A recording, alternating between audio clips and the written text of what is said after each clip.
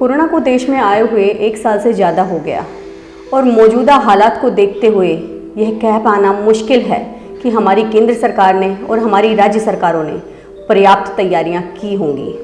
सौभाग्य की बात यह है कि इस दौरान हमने विश्व का सबसे बड़ा क्रिकेट स्टेडियम पाया है और दुर्भाग्य की बात यह है कि हमारे पास पर्याप्त मात्रा में ना हॉस्पिटल हैं, ना दवाइयाँ हैं, ना वेंटिलेटर्स हैं और ना ही ऑक्सीजन सिलेंडर्स हैं।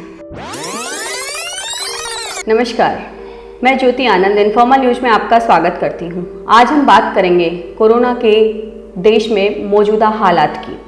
जैसा कि आप सभी जानते हैं, कोरोना पूरी तरह से देश में अपने पैर फैला चुका है और हमारी केंद्र सरकारें, राज्य सरकारें और पूरा का पूरा सिस्टम फेल हो चुका है। भारत में कोरोना ने अब तक की सबसे बड़ी तबाही मचाई है। जैसा कि आप सभी जानते हैं, रोजाना 2.5 लाख से 3 लाख नए केसेस सामने आ रहे हैं और 1500 से 2000 रोजाना मौतें हो रही हैं, जिन्होंने पूरे देश में हड़कंप मचा दिया है। आम आदमी डरा हुआ है, सहमा हुआ है और सदमे में है। लाखों की तादाद में लोग तड़प रहे हैं और हजारों की तादाद में लोग मर रहे हैं। कोरोना को देश में आए हुए 1 साल से ज़्यादा हो गया और मौजूदा हालात को देखते हुए यह कह पाना मुश्किल है कि हमारी केंद्र सरकार ने और हमारी राज्य सरकारों ने पर्याप्त तैयारियां की होंगी। सौभाग्य की बात यह है कि इस दौरान हमने विश्व का सबसे बड़ा क्रिकेट स्टेडियम पाया है और दुर्भाग्य की बात यह है कि हमारे पास पर्याप्त मात्रा में ना हॉस्पिटल हैं, ना दवाइयाँ हैं, ना वेंटिलेटर्स हैं और ना ही ऑक्सीजन सिलेंडर्स हैं। अगर कुछ मात्रा में है भी तो उनकी कालाबाजारी धड़ल्ले से जारी है।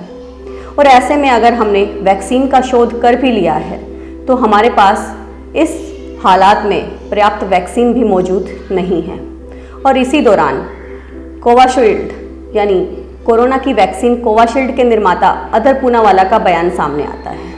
वो कोरोना की वैक्सीन की शॉर्टेज को लेकर ये बयान देते हैं कि उन्हें प्रोडक्शन बढ़ाने के लिए 3000 करोड़ रुपए और 3 महीने का वक्त चाहिए। ये बहुत ही अटपटा सा लगता है। हमारा सवाल है उनसे, क्या इंडिया की पॉपुलेशन को देखते हुए ये अंदाज़ा लगाना मुश्किल रहा होगा किसी के भी लिए कि इंडिया को कितनी वैक्सीन की ज़रूरत पड़ने वाली है?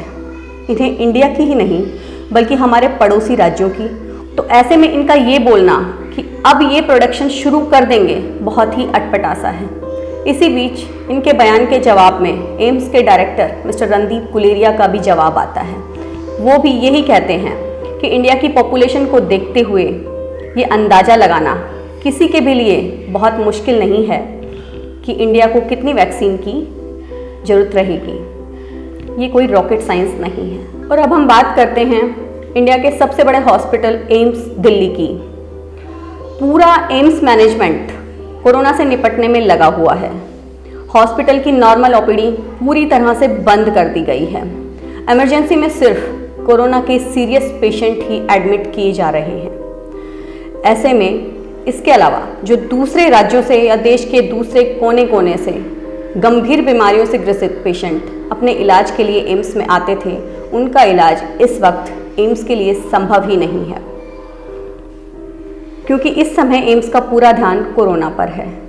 आपने एम्स के बाहर फुटपाथ और अंडरब्रिज जरूर देखा होगा। सैकड़ों की तादाद में लोग वहाँ पर रह रहे हैं जो दूसरे राज्यों से अपनी गंभीर बीमारियों का इलाज करवाने के लिए आए हुए हैं और वो इंतज़ार कर रहे हैं कि कब एम्स के डॉक्टर्स को कोरोना के मरीजों से फुर्सत मिलेगी और कब वो उनका इलाज करेंगे। वहाँ पे बहुत से लोग अपने छोटे छोटे बच्चों को जो कैंसर जैसी गंभीर बीमारियों से ग्रसित है उनको लेकर आए हुए हैं और वहीं अंडरब्रिज में रह रहे हैं, अंडरब्रिज के नीचे रह रहे हैं।